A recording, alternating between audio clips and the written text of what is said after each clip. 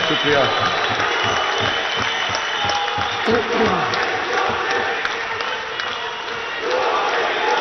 بسم اللہ الرحمن الرحیم.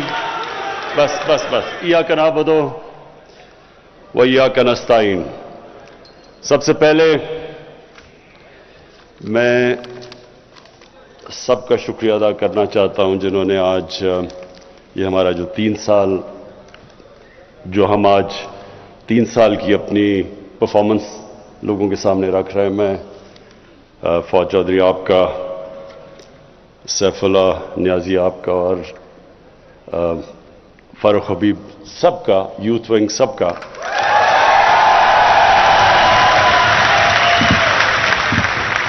کہ اور ایک منٹ اس کے علاوہ ہاں یوتھ ونگ کا شکریہ ادا کر دیا. اب میں سب کو ویلکم کرتا ہوں یہاں.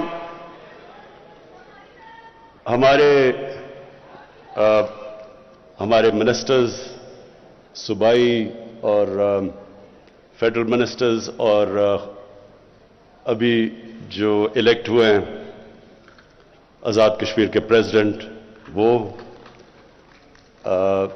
گلگت بلتستان کے چیف منسٹر، گورنرز، سب کو میں آج یہاں ویلکم کرتا ہوں. اچھا جی، اب میری یہاں ٹیم بیٹھی ہوئی ہے. میں ابھی فیصل جاوید کو دیکھ رہا تھا کہ یہ اتنا وہ دھرنا مس کرتا ہے کہ وہ جب مائک مل جائے وہ چھوڑتا ہی نہیں. اب مائک اس کو یاد آ جاتا ہے وہ. اور عمران اسماعیل اور پھر عطا اللہ خیل، عیسیٰ خیل بھی، ہم نے ساری کیمپین کی، جو کیمپین ہماری تھی وہ ساری مجھے یاد ہے عیسیٰ عطا اللہ کے ترانے کے اوپر. اور پھر ابرار آپ کا بھی جو ٹیلنٹ ہے ماشاءاللہ میں داد دینا چاہتا ہوں، بڑا ورسٹائل ہے آپ کا ٹیلنٹ. اور اب مجھے سمجھ نہیں آ رہی کہ میں اپنے گورنر عمران اسماعیل کو کس طرح اس کو داد دوں، کیونکہ اس میں اب پتہ نہیں پوٹینشیل یہ ترانوں کا زیادہ ہے یا اس کی گورنرشپ میں زیادہ ہے، لیکن اس کا زمان سب کو دینا چاہتا.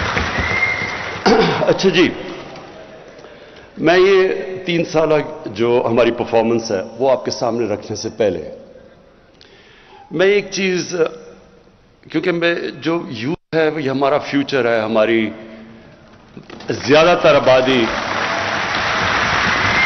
ہماری آبادی یوتھ ہے، 30 سال کی عمر سے کم اکثریت ہے ہماری ملک میں.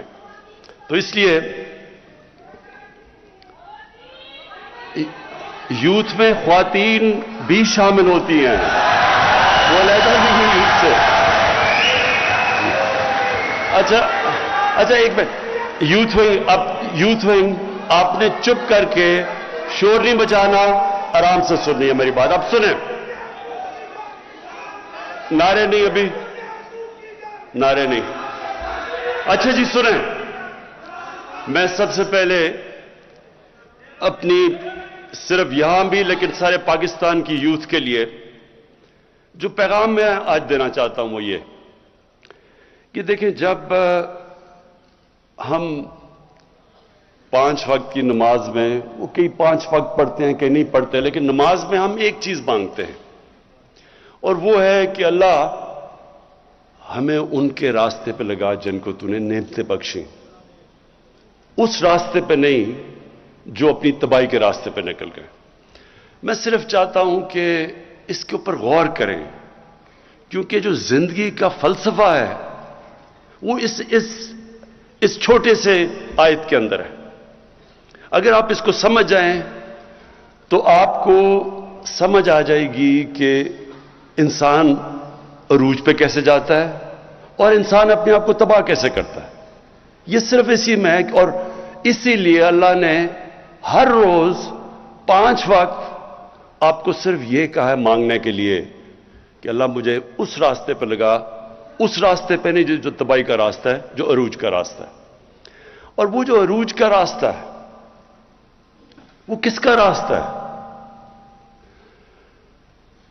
وہ سب سے اللہ کے محبوب سب سے عظیم انسان جو کبھی نہ اس طرح کا عظیم انسان آیا ہے اور نہ آئے گا، ہمارے نبی صلی اللہ علیہ وسلم۔ اب یہ سمجھنے کی بات ہے، جب اللہ ہمیں حکم دیتا ہے کہ ان کی زندگی سے سیکھو تو اللہ بے نیاز ہے، یہ صرف وہ ہماری بہتری کے لیے اللہ کہتا ہے۔ اگر ہم نے ایک عظیم انسان بننا ہے تو اللہ نے راستہ بتا دیا، اور اسی لیے یہ ضروری ہے کہ ہماری یوتھ کو، ہمارے بچوں کو، خاص طور پر آج کل کے زمانے میں بہت ضروری ہے اس چیز کا سمجھنا کہ ہم جب ان کے راستے پہ چلتے ہیں تو ہم اپنی عظمت کے راستے پہ جاتے ہیں۔ اور جب ابھی یہ ساری جو سٹرگل کی ویڈیوز دکھائی گئی ہیں کہ ہماری، اور واقعی بڑی لمبی سٹرگل ہے، 25 سال اور 22 سال پہلے اقتدار کے باہر، تو یہ میری انسپریشن کیا تھی سٹرگل کی؟ ایسے ایسے وقت تھے جب کہ 5-6 لوگ رہ گئے تھے جو ایکٹیو پارٹی میں رہ گئے تھے۔ ایک وقت ایسا تھا کہ پارٹی سکڑ کے 5-6 لوگوں کی رہ گئی تھی، باقی گھروں میں بیٹھ گئے تھے، اور اونچ نہیں جاتی ہے، ہر تنظیم میں، انسان کی زندگی میں اونچ نہیں چاہتی ہے۔ اور وہ جو برا وقت تھا، اور جب لوگ مذاق اڑاتے تھے، مجھے کئی لوگوں نے کہا کہ جی ہمیں شرم آتی ہے، ہم جب گھر جاتے ہیں ہمارا مذاق اڑتا ہے کہ آپ تحریک انصاف میں ہیں۔ کئی میرے اپنے، بلکہ یہاں بھی 1-2 بیٹھے ہوں گے جن کو یاد ہوگا کہ وہ جب گھر جاتے تھے تو ان کی بیوی کیا کہتی تھی جب وہ کہتے تھے میں تحریک انصاف میں ہوں۔ تو یہ میری انسپریشن، سوچے نا، میں ایک انسان جس کو اللہ سب کچھ دے چکا تھا، بڑا نام تھا، کوئی کسی چیز کی کمی نہیں تھی، تو سوچے کہ مجھے یہ بار بار یہ سننا پڑتا تھا، مذاق اڑاتے تھے لوگ۔ کئی لوگ ویسے ہی کرکٹ کے دنوں میں میرے خلاف ہوئے تھے، کیونکہ وہ جیلسی ہوتی ہے، جو کامیاب انسان ہوتا ہے اسے لوگ جیلس ہوتے ہیں، تو وہ ان کو موقع مل گیا کہ اچھا جی اب تو یہ نیچے آیا تو اس کو برا بھلا کہو۔ دیکھیں، میں نے صرف ایک چیز میں دیکھتا تھا کہ ہمارے نبی صلی اللہ علیہ وسلم، انہوں نے بھی بڑا مشکل وقت گزارا، اللہ کے حبیب تھے، انسان جس کو سب سے زیادہ اللہ پسند کرتے تھے، تو اگر اللہ ان کو 13 سال ان کی زندگی اگر آپ سٹڈی کریں تو کتنے مشکل وقت سے وہ گزرے تھے، کوئی ضرورت نہیں تھی ان کو، کامیاب تھے، وہ خوش تھے، کامیاب بزنس مین تھے، تاجر تھے، کوئی ان کو ضرورت نہیں تھی، سارے عزت کرتے تھے، صادق اور امین تھے، فیصلے کرانے کے لیے سارے ان کے پاس جاتے تھے۔ تو ایک دم جب وہ رائے حق پہ آئے تو لوگوں نے مذاق اڑایا ان کا، کیا کیا نہیں کیا ان سے، اور وہ کتنی تکلیف سے گزرے۔ تو میں ہمیشہ ان کی زندگی سے سیکھتا تھا، کیونکہ ہمیں قرآن میں حکم تھا، اور یہ آپ سب کے لیے، اور میں خاص طور پہ اپنے یوتھ کے لیے کہنا چاہتا ہوں۔ دیکھیں، یہ جو 2 راستے ہیں کہ ان کے راستے پہ لگا جن کو نعمتیں بخشیں، تو کیا وہ نعمتوں کا راستہ آسان راستہ ہے؟ اگر آسان ہوتا تو سب سے زیادہ نعمتیں تو انہوں نے نبی صلی اللہ علیہ وسلم کو بخشی تھی، تو ان کا تو بڑا مشکل راستہ تھا۔ کہنے کا مقصد یہ ہے کہ جو ایک قرآن کی ایک آیت ہے کہ جس کو تم اپنے لیے اچھا سمجھتے ہو وہ برا ہے، وہ کئی دفعہ تمہارے لیے برا ہے، اور جس کو تم برا سمجھتے ہو وہ اچھا ہے۔ مطلب یہ کہ کبھی بھی برے وقت سے ڈرنا نہیں چاہیے۔ جب میں پہلی دفعہ جب پرائم منسٹر بنا تو میں نے پہلی بات کی کہ یہ مشکل وقت ہے، لیکن گھبرانا نہیں ہے، کیونکہ مشکل وقت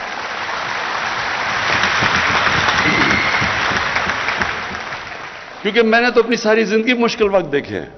جب آپ سپورٹس کھیل رہے ہیں اور اوپر کوشش کر رہے ہیں کہ سارے ملک میں ٹاپ 11 کھلاڑیوں میں آؤ، پھر دنیا کا مقابلہ کرو، تو وہاں تو اونچ نیچ ہوتی ہے، ہار جیت ہوتی ہے۔ کئی دفعہ لوگ تالیاں بجا رہے ہیں، وہی آپ گراؤنڈ میں جا رہے ہیں تو سارا اسٹیڈیم تالیاں بجا رہا ہے، اور وہ آپ 0 پہ آؤٹ ہو کے واپس آ رہے ہیں تو وہی 2 منٹ میں سوئچ کر کے آپ کو گالیاں نکال رہے ہیں، مذاق اڑا رہے ہیں آپ کا۔ تو یہ اونچ نیچ زندگی کا حصہ، اور جو سپورٹس ہیں یہ سب سے زیادہ آپ کو تیار کرتی ہیں سٹرگل کرنے کے لیے، کیونکہ مسلسل سٹرگل ہے، یا آپ ہار رہے ہیں یا جیت رہے ہیں۔ تو اس لیے جب پاکستان کے نوجوانوں یہ کبھی یہ نہ سمجھنا کہ زندگی آسانی سے ہو جائے گی، اگر آسان زندگی ہے تو اس کا مطلب کہ آپ زندگی میں آپ کی کوئی حیثیت نہیں ہے۔ جو بھی انسان رائے حق پہ کھڑا ہوتا ہے اس کو مشکلوں کا سامنا کرنا پڑتا ہے۔ جو بھی اللہ نے پیغمبر دنیا میں بھیجے وہ ساروں نے مشکلوں کا سامنا کیا، اور وہی آپ مانگتے ہیں وہ راستہ۔ لوگ چاہتے ہیں آسانیاں، لیکن راستہ مانگ رہے ہیں نعمتوں کا، جس کو اللہ نے نعمتیں بخشی ہیں۔ تو پہلے میں صرف آپ کو یہ تیاری کرنا چاہتا ہوں کہ دیکھیں، یہ کبھی نہ سمجھیں کہ جب مشکل وقت آتا تو رونا دھونا شروع کر دیں اور مشکل وقت آیا کیوں۔ وہ تو اللہ کا ایک نظام ہے، اونچ نہیں۔ اور جب مشکل وقت آتا ہے، اگر آپ مشکل وقت کو صحیح طرح سمجھ لیں اور اینالائز کر لیں تو وہی آپ کا عروج کا راستہ بن جاتا ہے۔ جب ایک کھلاڑی،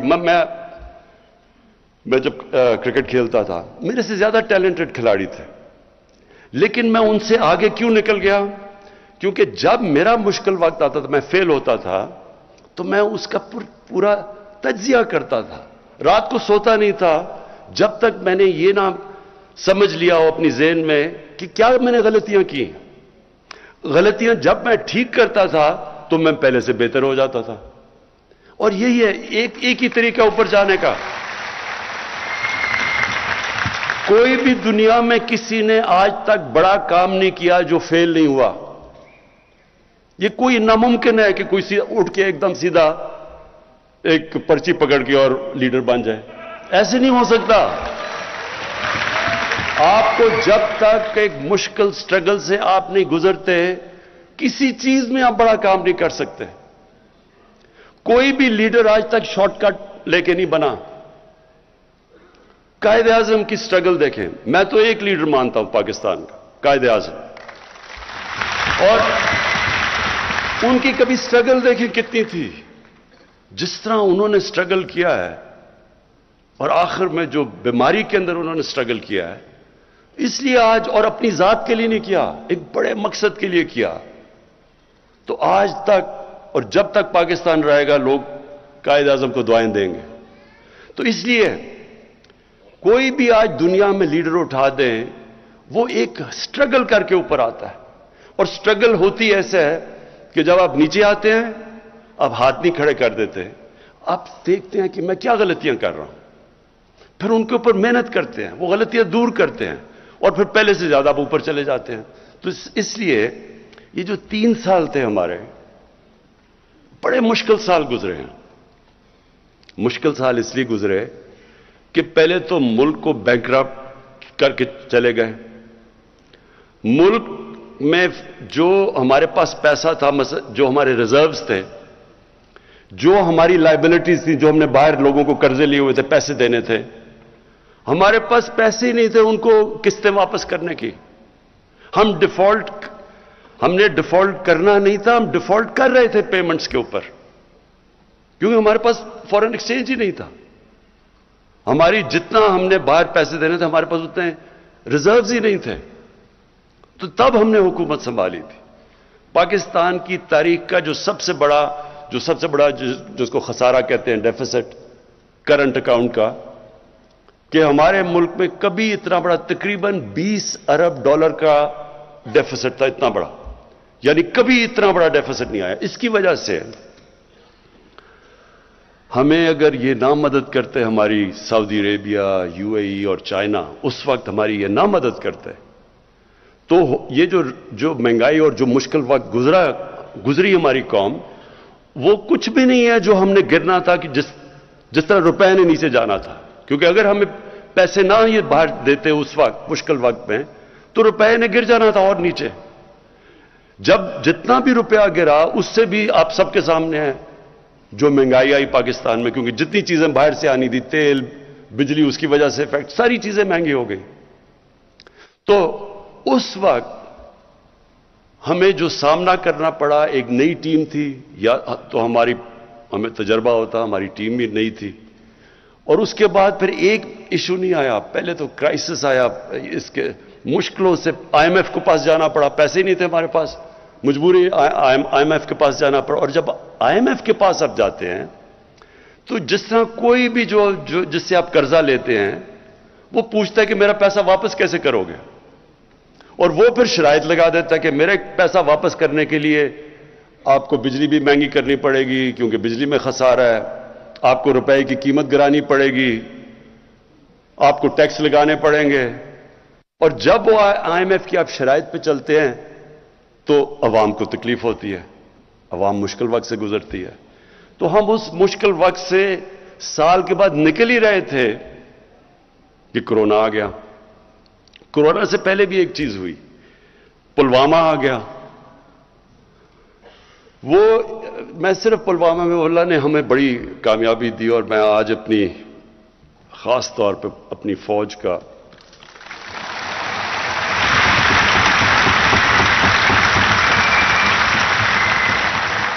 خاص طور پہ ان کا اس لیے شکریہ ان کا ادا کرتا ہوں, اللہ کا شکر کرتا ہوں کہ ہمارے پاس ایسی فوج اور ایئر فورس ہے. کیونکہ جب وہ فیصلہ کرنا تھا, اور بڑا ایک جب انہوں نے ہماری پاکستان میں آ کے رات کو وہ بمباری کی ان کے جہاز نے, تو اس وقت مجھے احساس ہوا کہ اگر ہمارے پاس اس طرح کی فوج نہ ہو جو ہمیں کانفیڈنس ہو کہ یہ ہمیں سیکیورٹی دے گی, تو کتنا ایک طاقتور, ایک بڑا ملک, 7 گنا زیادہ بڑا ملک, اس کے سامنے کیا کرے گی, ہماری عوام کیا کرے گی. تو ادھر احساس ہوتا ہے اپنی فوج کا. اور پھر مجھے یہ ان 3 سالوں میں جو سب سے زیادہ تکلیف ہوئی کہ جس طرح یہ جو مافیا ہے, انہوں نے ہماری فوج کے خلاف جو تقریریں کی, جو سٹیٹمنٹس دی. دیکھیں, میں نے بھی فوج کی تنقید کی ہوئی ہے ماضی کے اندر, میں نے بھی کی ہے. کوئی بھی ادارہ ہے, عدلیہ ہے, وہ بھی غلطیاں کرتی ہے, فوج بھی غلطیاں کرتی ہے, ہم پولیٹیشنز غلطیاں کرتے ہیں.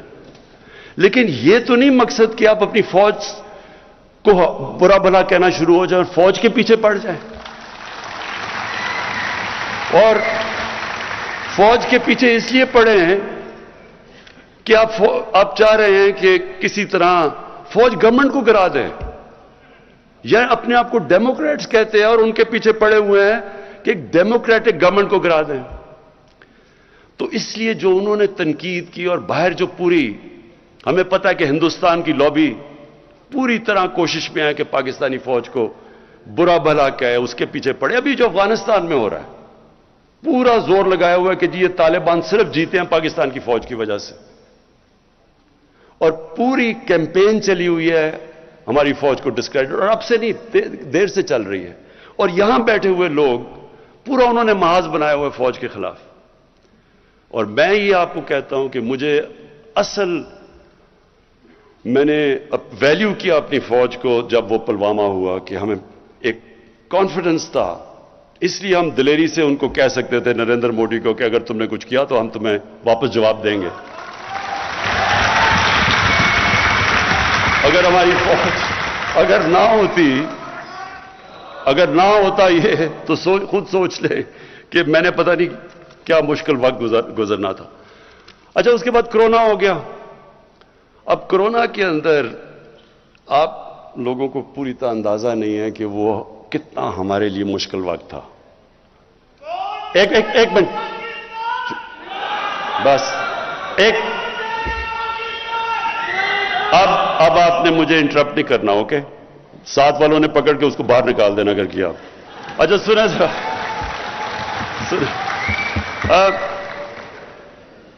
دیکھیں مشکل کیا تھا. ہم دیکھ رہے تھے باہر, وہاں جناب اسپین کے اندر, اٹلی کے اندر, انگلینڈ کے اندر وہ ان کے ہاسپٹل بھرے ہوئے ہیں, لوگ سڑکوں پہ ہیں.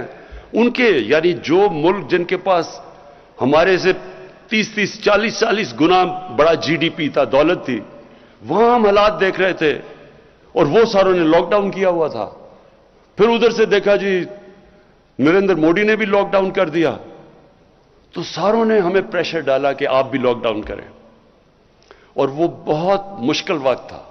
ہاں لاک ڈاؤن تو کرنا چاہیے کہ اگر آپ کی یہ بیماری پھیل رہی ہے، ہمیں پتہ ہے کہ لاک ڈاؤن سے وہ رک جاتی ہے، وہ کم ہو جاتی ہے، پھیلتی کم ہے، لیکن ساتھ کہ ہمارے وہ لوگ جو دیہڑی دار تھے، جو غریب لوگ تھے، جو دن کو پیسہ بنا کے بچوں کو کھلاتے تھے، تو ان کو کیا بننا تھا؟ اور بڑی ہماری اپوزیشن کے ممبرز نے تنقید کی، اور لوگ میری اپنی پارٹی میں بھی کئی لوگ گھبرا گئے کہ ایک دم یہ ہو رہا ہے، اور اگر اور پھیل گیا ہمارے ہاسپٹل سے پریشر پڑ گیا۔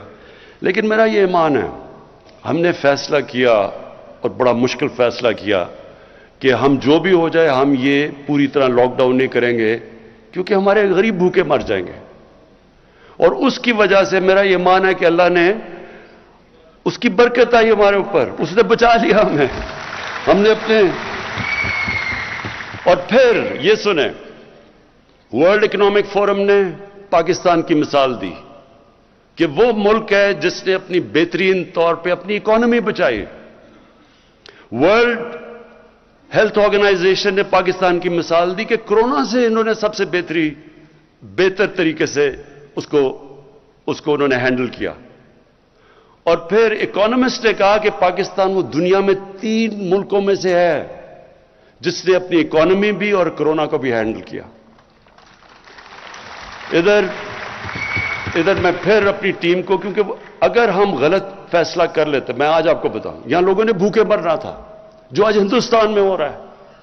اگر ہندوستان کے اندر جس طرح کی غربت آئی ہے، جس طرح کو انہوں نے لاک ڈاؤن لگایا، اور جس طرح مجھے پارلیمنٹ میں اپوزیشن والے کہہ رہے تھے، مثالیں دے رہے تھے ہندوستان کی، تو آج ہمارے ملک کے اندر جس طرح کی غربت تھی آپ اندازہ نہیں لگا سکتے، کیونکہ ساری دنیا کے اندر کورونا کے اندر غریب پس گیا۔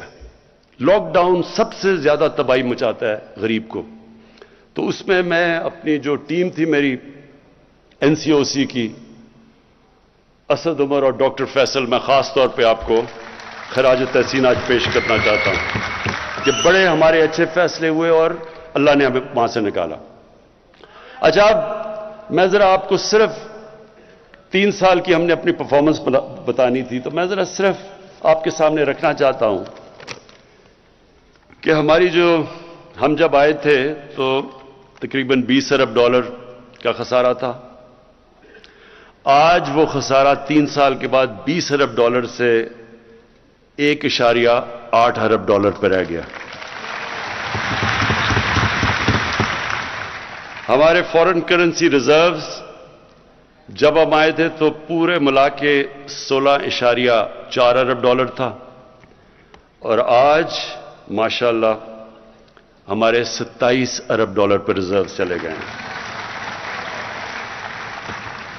ہمارے جو ٹیکس کلیکشن تھی، یعنی کہ دیکھیں، جب ایک گھر میں مثلاً ایک گھر جب مقروض ہو جاتا ہے تو وہ کیا کرتا ہے؟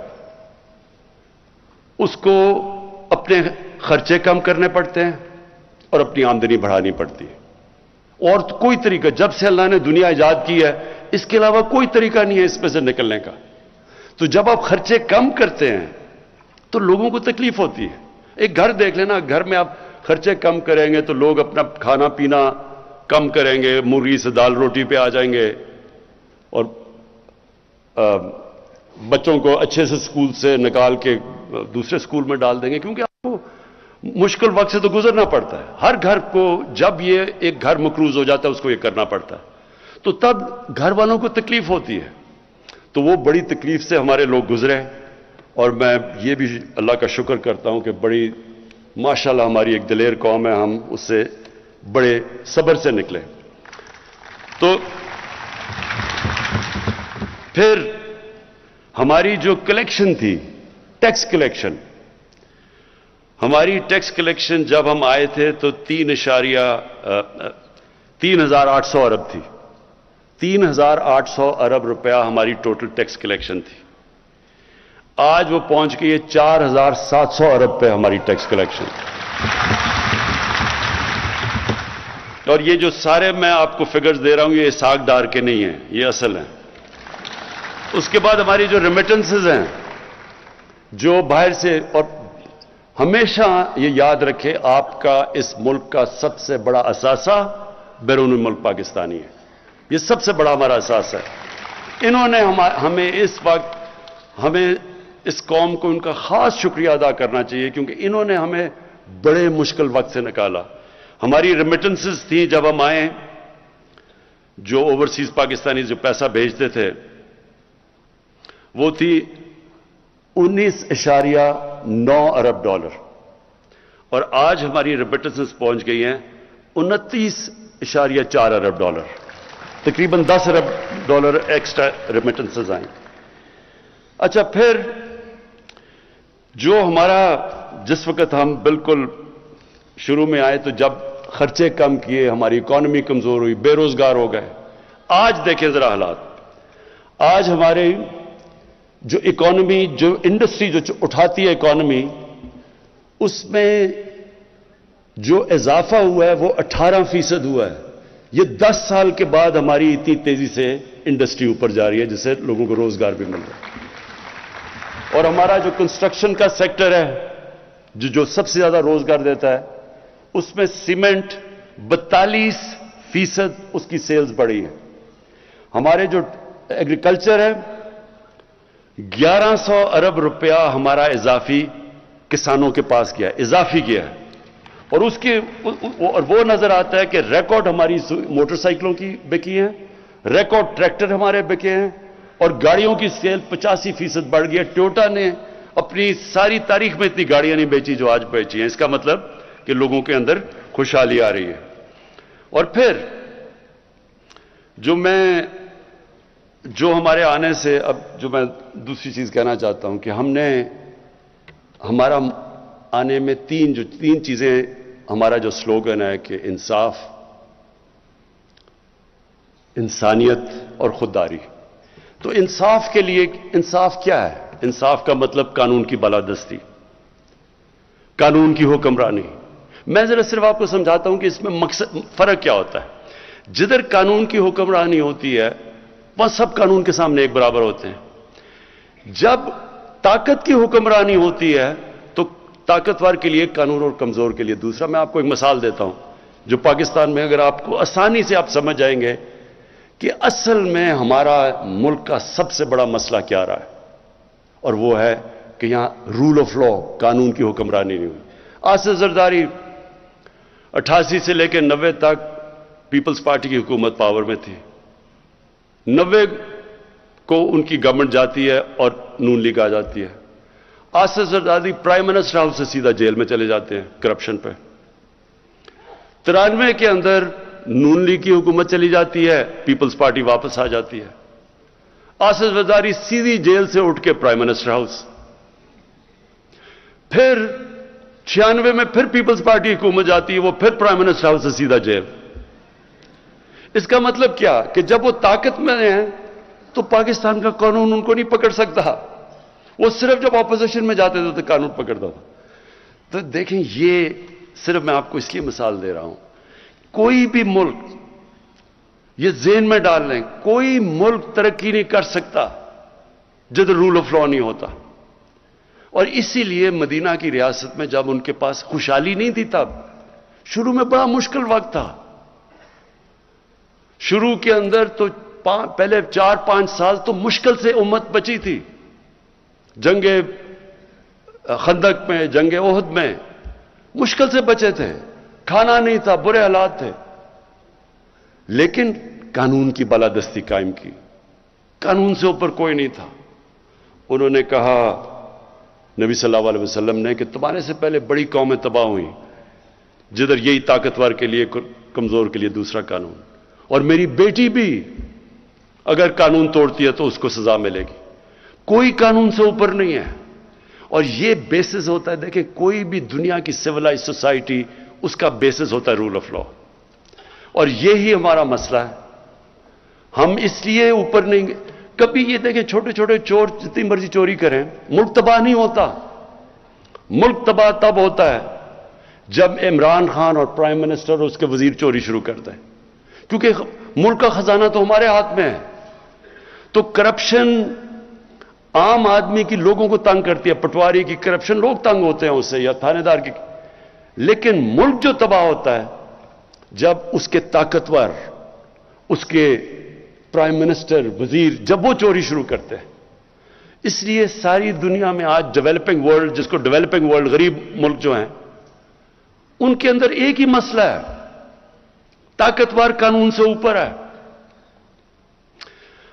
एक फैक्ट आई रिपोर्ट मैं बार बार मिसाल देता हूं, क्योंकि यूनाइटेड नेशंस के सेक्रेटरी जनरल ने, उसने एक पैनल अपने नीचे बिठाई और उन्होंने कहा, बताओ कि ये अमीर और गरीब मुल्कों में इतना फासला क्यों बढ़ता जा रहा है।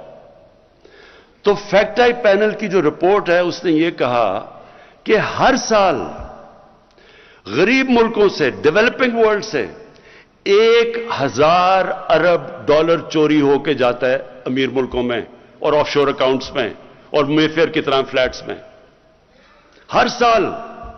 ये ऐसे है, मैं आपको एक और मिसाल देता हूं। जब अंग्रेज हिंदुस्तान में आया तो औरंगजेब के जाने के बाद हिंदुस्तान का जो सालाना आमदनी थी, जिसको जीडीपी कहते हैं, वो 24% थी दुनिया की जीडीपी। दुनिया का सबसे अमीर खित्ता था ये। और बंगाल मुगलों का सबसे अमीर प्रोविंस था। अंग्रेज ने शुरू किया बंगाल से, और उसने जब 200 साल हुकूमत करके गया तो बंगाल सबसे गरीब सूबा हो गया अंग्रेजों का, और हिंदुस्तान का जो जीडीपी था वो रह गया 3%, और बरतानिया का जीडीपी चला गया 24%। क्या हुआ? यहां से सारी दौलत चोरी होकर उनके पास चली गई। ये गरीब हो गया, वो अमीर हो गया। यही आज हो रहा है दुनिया में। डेवलपिंग वर्ल्ड क्यों फासले बढ़ते जा रहे हैं? अमीर गरीब के फासले बढ़ते जा रहे हैं, अमीर और गरीब मुल्कों को, क्योंकि वहां से, क्योंकि उनके पास कानून की हुक्मरानी नहीं है, वहां का पैसा चोरी होकर उनके मुल्कों से बाहर जा रहा है। वो फासले, वो मुल्क गरीब हो रहे हैं। वो जो पैसा खर्च होना है तालीम पे, सेहत पे, इंफ्रास्ट्रक्चर पे, वो चोरी होकर बाहर चला जाता है। और जब वो डॉलर लेके बाहर भेजते हैं तो आपकी करेंसी कमजोर हो जाती है, क्योंकि यहां से अंदाजा, एक रिपोर्ट थी 10 साल पहले कि 10 अरब डॉलर हर साल यहां से चोरी होकर मनी लॉन्ड्रिंग होकर बाहर जाता है। तो वो अगर 10 अरब डॉलर ना आप रोक लें तो हमें आईएमएफ से कर्जा ही ना लेना पड़े। तो ये जो हमारा मसला नहीं, ये सारी डेवलपिंग वर्ल्ड का मसला है। इसलिए ये जो रूल ऑफ लॉ है, ताकतवर को कानून के नीचे लाना, ये एक जिहाद है। अल्लाह कुरान में कहता है कि मेरी जमीन में इंसाफ कायम करो। ये हमारा फर्ज है। और इसलिए ये है असल में जंग जो 3 साल में हमने सबसे ज्यादा लड़ी है। जो इब्रार ने बताया कि जी मायूसी फैला देते हैं, ये कौन मायूसी फैला रहा है? ये वो माफियाज हैं, वो माफियाज हैं जो चाहते हैं कि गवर्नमेंट फेल हो, क्योंकि वो पुराना जमाना फिर आ जाए जिधर लूटमार शुरू है। उनकी पूरी कोशिश है कि आपकी ये तहरीक इंसाफ की हुकूमत कामयाब ना हो और हमारी जो कोलिशन गवर्नमेंट है, क्योंकि वो चाहते नहीं हैं, क्योंकि उनके लिए आसान, यहां से मुल्क से पैसा निकाला, बाहर ले गए, बाहर बड़े बड़े घर और प्रॉपर्टीज ले ली।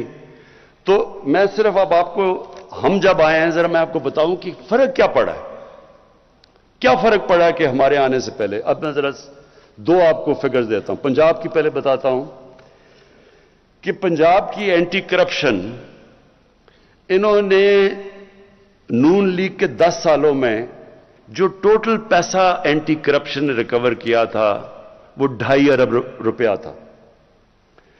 हमारे सिर्फ अभी 3 सालों में पंजाब की एंटी करप्शन ने 450 अरब रुपया अब तक रिकवर कर चुके हैं। यही नैब थी, यही कानून थे नैब के।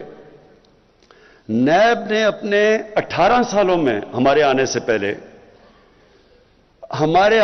18 सालों में जो पूरा अब तक पैसा उन्होंने रिकवर किया था वो 290 अरब रुपया था, और हमारे 3 सालों में उन्होंने 519 अरब रुपया रिकवर कर चुके हैं। और इसलिए आप देखते हैं बड़ा शोर मचा हुआ है। अच्छा जी, दूसरी चीज जो हमारा दूसरा कोशिश है, हमारा जो मंशूर है वो है इंसानियत। इंसानियत का मतलब ये कि बजाय एक स्टेट जो सिर्फ कानून बनते हैं, जिसको एलीट कैप्चर कहते हैं, सारे कानून, सारी बिजनेस, सारे फायदे एक छोटे से तबके को, अमीर अमीर होता जाता है, गरीब गरीब होता जाता है। यह हमारी पहली गवर्नमेंट है जिसने फैसला किया कि हम नीचे से लोगों को ऊपर उठाएंगे। और यह हम किधर, यह मदीना की रियासत का असूल था। पहली दफा फ्लाई रियासत दुनिया की तारीख में मदीना में बनाई गई थी। तो हम उसी पर चल रहे हैं और हमने वो प्रोग्राम्स किए हैं जो पाकिस्तान की तारीख में किसी ने नहीं किए। दो प्रोग्राम्स खास तौर पे, एक है हमारा एहसास का प्रोग्राम। हमारा जो एहसास का प्रोग्राम है, इससे पहले 110 अरब रुपया सिर्फ दिया जाता था निचले लोगों की मदद करने के लिए, गरीब लोगों की। उससे हमने 260 अरब पे ले गए हैं। 110 से 260 अरब पे हमारा चला गया।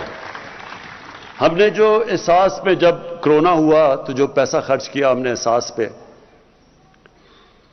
वर्ल्ड बैंक ने रेट किया, जो सारी दुनिया में पैसे खर्च कर रहे थे ना कोरोना के दौरान, तो वर्ल्ड बैंक ने जो हमारी रेटिंग दी हमारे एहसास के प्रोग्राम को, वो सारी दुनिया में नंबर 3 पे पाकिस्तान था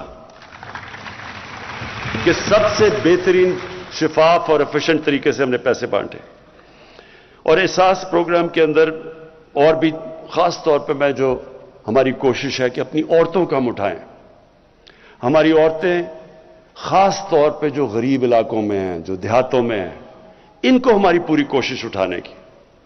और इनको बेहतरीन तरीका उठाने का क्या है? तालीम देना।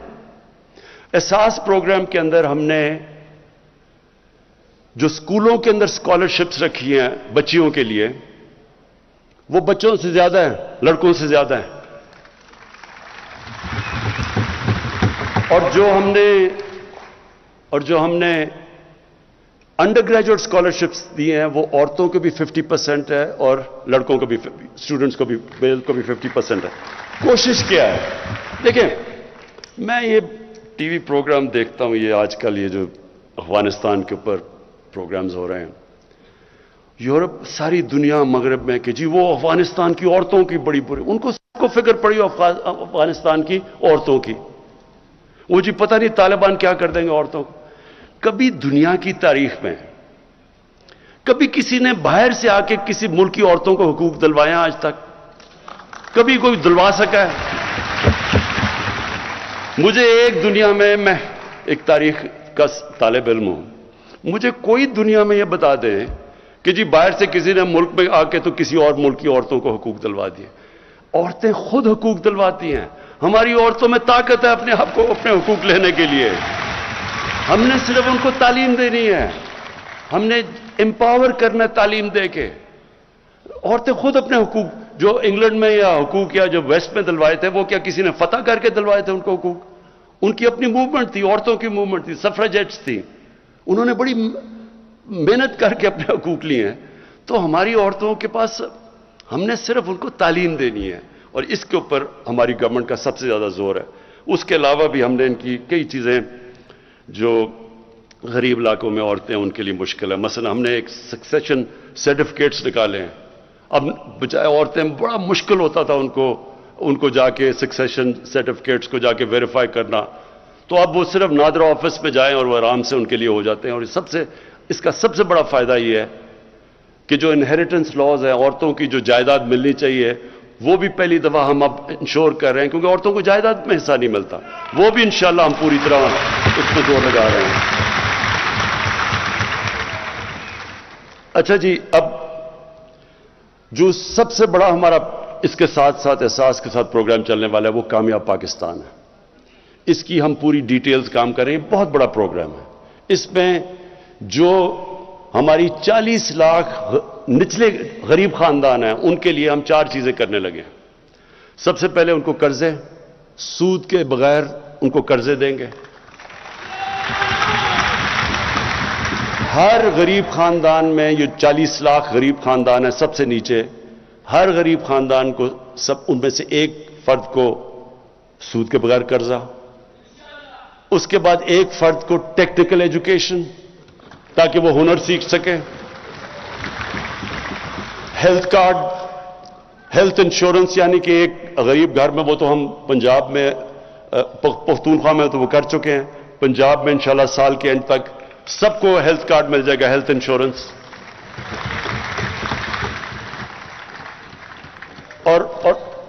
اور اس کے علاوہ ہاں لیکن میں عرض کر دوں، یہ صوبے خود کر رہے ہیں، یہ ہم سینٹر سے نہیں کر رہے. انشاءاللہ جب یہ ساری صوبوں میں ہو جائے گا تو سندھ کو بھی پریشر پڑ جائے گا، سندھ کے اوپر بھی، کہ ان کو بھی دینے پڑیں گے ہیلتھ کارڈ. اور پھر جو ہمارا بہت بڑا پروگرام ہے، جو ہم نے افورڈیبل ہاؤسز، لوگوں کو گھر دینے ہیں، غریب طبقوں کو جو آج تک کبھی پیسے ان کے پاس نہیں ہوتے گھر بنانے کے لیے، تو ایک غریب خاندان کو ہم پورا سود ان کو ہم وہ قرضے دیں گے، یعنی جس طرح کہ اگر انہوں نے مہینے کا کرایہ دینا ہے، وہ کرایہ کی جگہ وہ قسط ہو جائے گی اور ان کا گھر اپنا ہو جائے گا. کسانوں کے لیے کسان کارڈ، یہ پہلی دفعہ ابھی پنجاب میں شروع ہے، یہ ہماری ساری انشاءاللہ جدھر بھی آزاد کشمیر میں بھی، گلگت بلتستان اور پختونخوا میں بھی، اس کا مقصد یہ ہوگا کسان کارڈ کا کہ بجائے کسان کے اوپر واؤچرز ہوتے تھے اور بڑے مشکل ہوتے تھے، ان کو پیسہ بھی نہیں نیچے پہنچتا تھا، اب ان کو کارڈ ملے گا. اس کارڈ کے اوپر جو بھی سبسڈی ہے، کھاد کے اوپر ہے، ٹیوب ویل کے اوپر ہے، کیڑے مارنے والی دوائیوں پہ ہے، اور اگر کوئی فصل ان کی خراب ہو جائے تو ڈائریکٹ کارڈ کے اوپر اب ہم سبسڈی دیں گے. یہ انشاءاللہ سال کے اینڈ تک پورا کسان کارڈ ساری جگہ چلا جائے گا. اور کسانوں کے لیے اس کے علاوہ 10 ڈیمز بن رہی ہیں پاکستان میں. انشاءاللہ اگلے 10 سال تک ہماری 10 ڈیمز پوری ہو جائیں گی. 2025 میں مومن ڈیم سب سے پہلے بن جائے گی، اس کے بعد پھر داسو. اور اس کا یہ ہوگا پہلی دفعہ پاکستان میں 50 سال میں کوشش کی ہے کہ پاکستان کے ریزروائرز بڑھے تاکہ کسانوں کو پانی زیادہ ملے، کیونکہ آگے پانی کا بڑا مسئلہ آ رہا ہے. اور پھر تعلیم میں سب سے پہلے تو ایک کریکولم، ایک نصاب، یہ بڑا مشکل کام تھا. میں اپنی ٹیم کو، دونوں جو ہمارے پروونشل اور فیڈرل ایجوکیشن منسٹرز ہیں، ان کو خاص طور پہ میں داد دیتا ہوں. بڑا مشکل کام ہے ایک نصاب، کیونکہ انگریزوں کا بنایا ہوا سسٹم تھا. ایلیٹ کے لیے انگلش میڈیم، لوگوں کے لیے اردو میڈیم، 7 دینی مدرسے، 3 سسٹمز تھے. یہ بڑی مشکلوں سے ہم ایک نصاب لے کے آئے ہیں. اور اس کا مقصد کیا ہے؟ اس کا مقصد یہ ہے کہ عام لوگوں کو، جن کو موقع ہی نہیں ملتا اوپر آنے کو کیونکہ ان کو انگریزی نہیں آتی، تو ان کو انگریزی بھی سکھائی جائے، اور دوسری طرف جو انگلش میڈیم ہے وہ بالکل ایک علیحدہ ہی قوم نہ بن جائے، وہ ان کے اندر بھی پاکستانیت ڈالیں. اور ساتھ ساتھ جو سب سے بڑی چیز انشاءاللہ اگلے 5 مہینے میں ہو جائے گا، 8، 9 اور 10 میں کلاسز میں ہم ایک سیرت نبی کا پورا ایک کورس شروع کر رہے ہیں.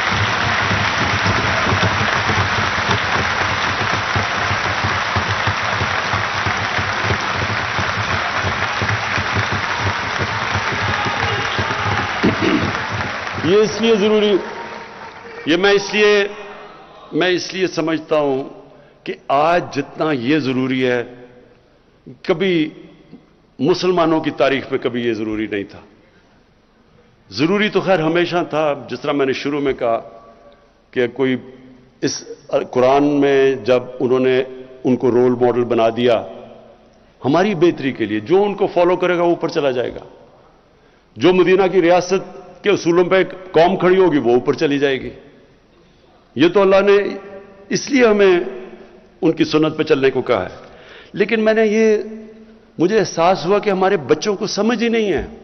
نہ قرآن پڑھ لیتے ہیں لیکن قرآن کی ان کو سمجھ نہیں ہے. لیکن ان کی زندگی وہ آسان ہے بچوں کے لیے سمجھنا، وہ تو ایک تاریخ کا حصہ ہے، اور اس سے کیریکٹر بلڈنگ ہو.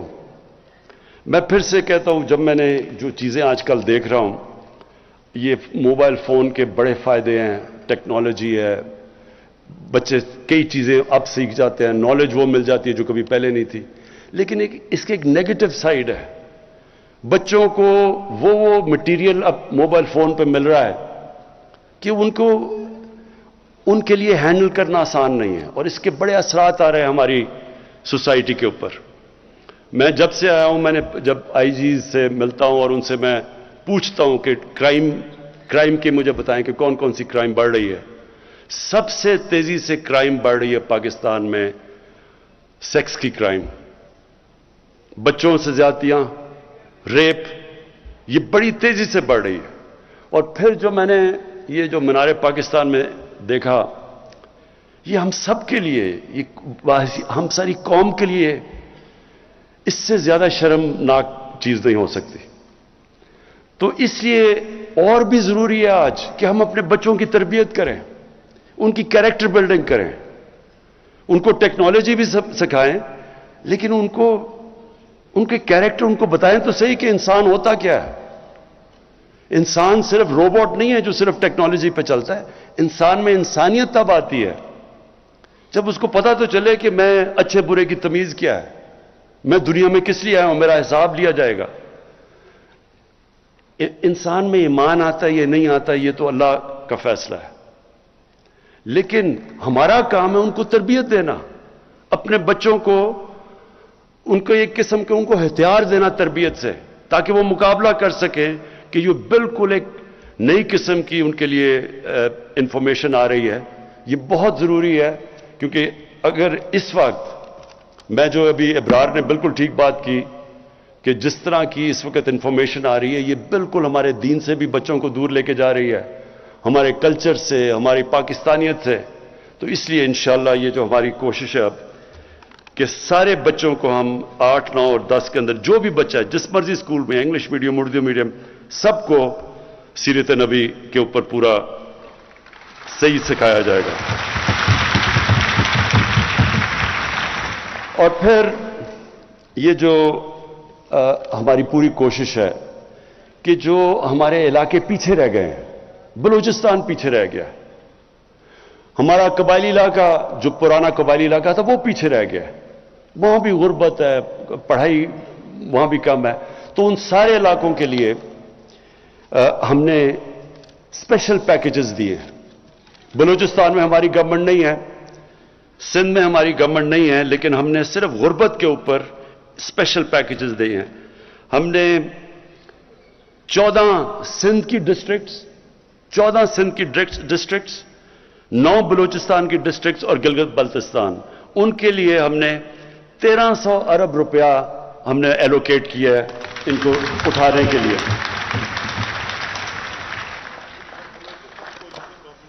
ہاں اچھا، بلوچستان میں ہماری کولیشن گورنمنٹ ہے۔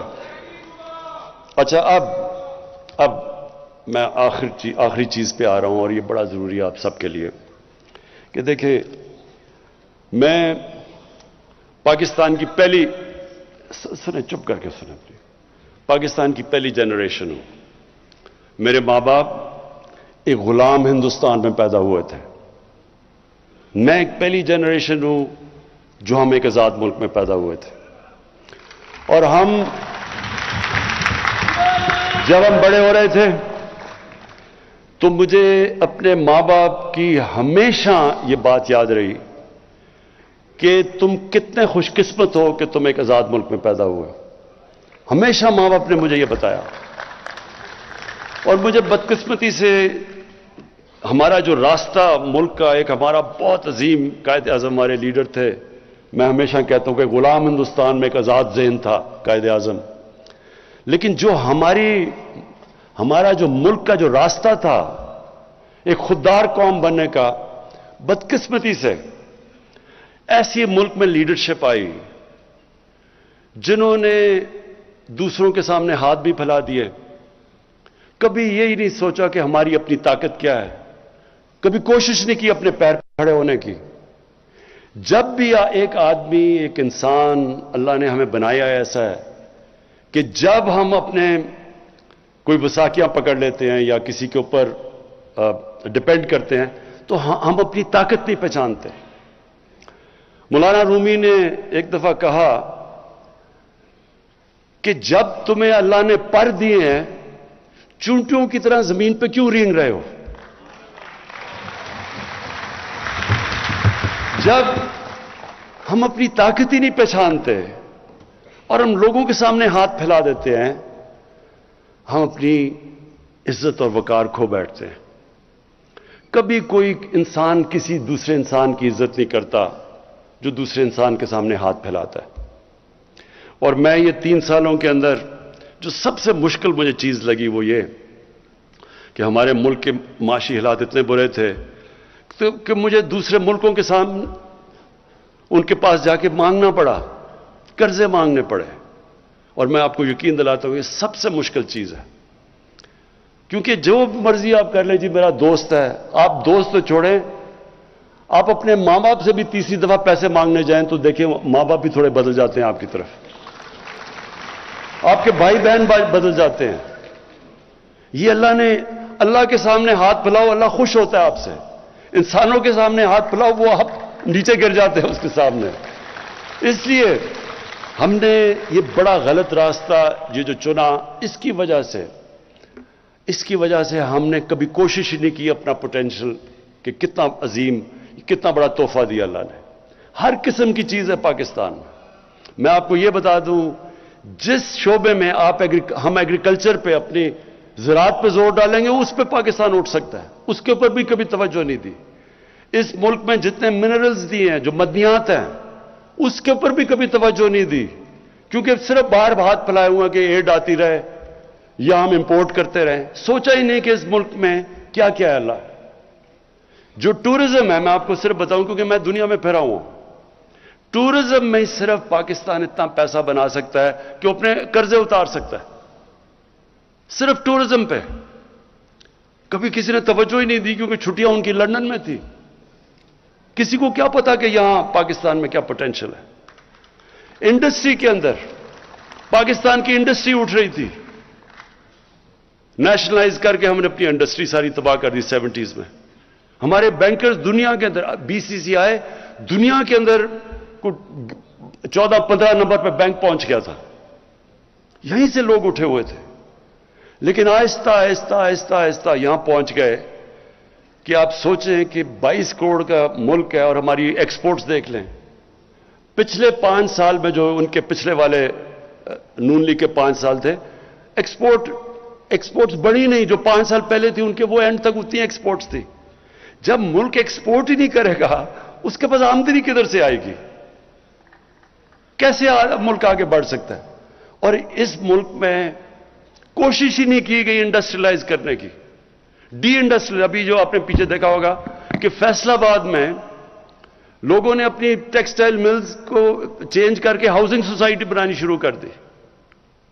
हमारी टेक्सटाइल इंडस्ट्री जो मेन थी वो नीचे चली गई। तो इस वक्त जो हमारा मुल्क जिस रास्ते पे है, इंशाल्लाह पहली दफा एक्सपोर्ट्स हमारी बढ़ रही हैं। हमारा रेमिटेंसेस, जो हमारा ओवरसीज पाकिस्तानी, ये याद रखें, सबसे बड़ा असासा बैठा हुआ है। अभी तो हमने उनको पूरी तरह मुल्क में माहौल ही नहीं पैदा किया कि वो यहां के इन्वेस्टमेंट करें, लेकिन वो माहौल पैदा हो रहा है। ईज ऑफ डूइंग बिजनेस में 28 प्लेस पाकिस्तान ऊपर चला गया है, यानी आसानियां पैदा कर रहे हैं हम बाहर इन्वेस्टर्स के लिए। तो इंशाल्लाह, और बिजनेस कॉन्फिडेंस, अभी सिर्फ जो ओवरसीज पाकिस्तानी चैम्बर ने जो सर्वे किया है, पाकिस्तान में तकरीबन 100%, 108% एक साल के अंदर बिजनेस कॉन्फिडेंस ऊपर गया है, कि यानी कि पाकिस्तान के हालात बिजनेस के लिए बेहतर हो गए। तो मैं आप बात करना चाहता, देखें, इस मुल्क को हमने अपने पैर पे खड़ा करना है। हमने जो फैसला किया, जब हमने कहा कि हम कोई अपने मुल्क को इस्तेमाल आगे से नहीं होने देंगे। पहले हमने अमेरिका के साथ शामिल हुए, हम उनके फ्रंट लाइन स्टेट बने, अफगानिस्तान में जहाद लड़ी, पैसे उन्होंने दिए, जहादी हमने ट्रेन किए। जैसी रूसी वहां से सोवियत यूनियन छोड़ के गई अफगानिस्तान, वो भी चले गए अमेरिकी, और हमारे ऊपर सैंक्शंस लगा दी। उसके बाद 9/11 आया, उनको फिर हमारी जरूरत पड़ गई। अफगानिस्तान में उन्होंने जंग लड़नी थी, उन्होंने फिर पाकिस्तान को कहा कि जी हमारी तुम्हें जरूरत है। मेरी तरह के लोगों ने कहा कि हमें इस जंग में शिरकत नहीं करनी चाहिए, ये हमारी जंग नहीं है। ہمیں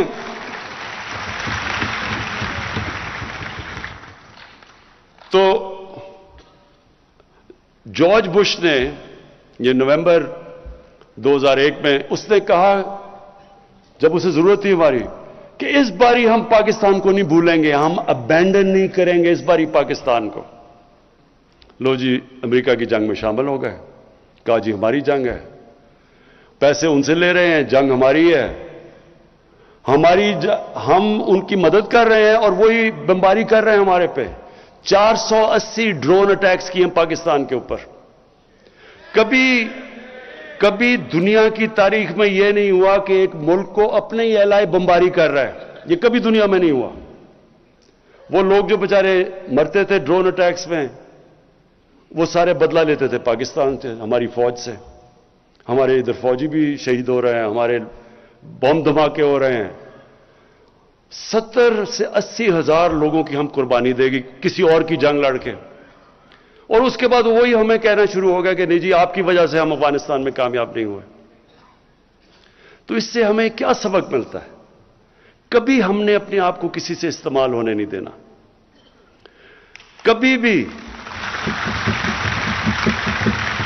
کبھی ہم نے اپنے لوگوں کو اس طرح نہیں ہم نے قربان ہونے دینا کسی اور کے لیے, کیونکہ انہوں نے تو کچھ نہیں اپریشیٹ کیا.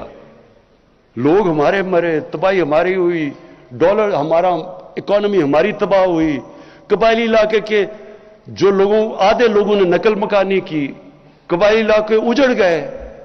کیا ملا اس سے؟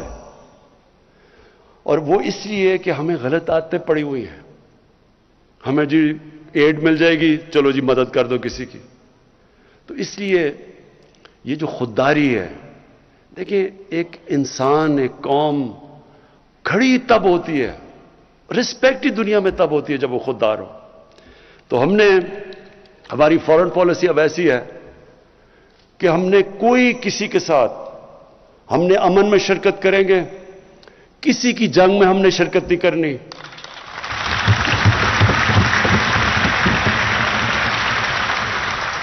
اور افغانستان کے اوپر میں آخری بات کر دوں کہ جو افغانستان میں ہوا, جس طرح 3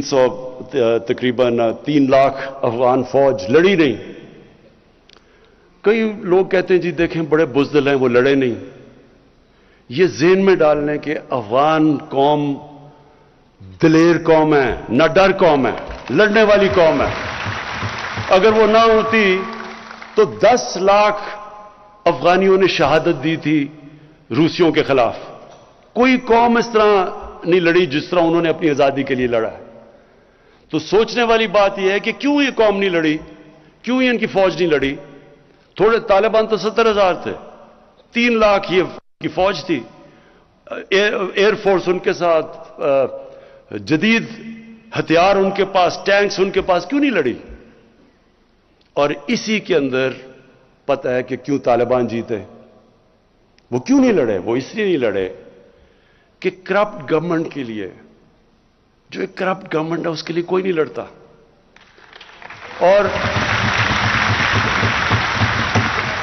اور دوسری چیز, افغانیوں کی ایک سائیکی ہے, وہ ہمیشہ جو باہر سے آتا ہے, جو ان کے اوپر فتح کرنے کی کوشش کرتا ہے, وہ قوم ان کے اگینسٹ کھڑی ہو جاتی ہے. وہ اپنی آزادی کے لیے لڑتے ہیں.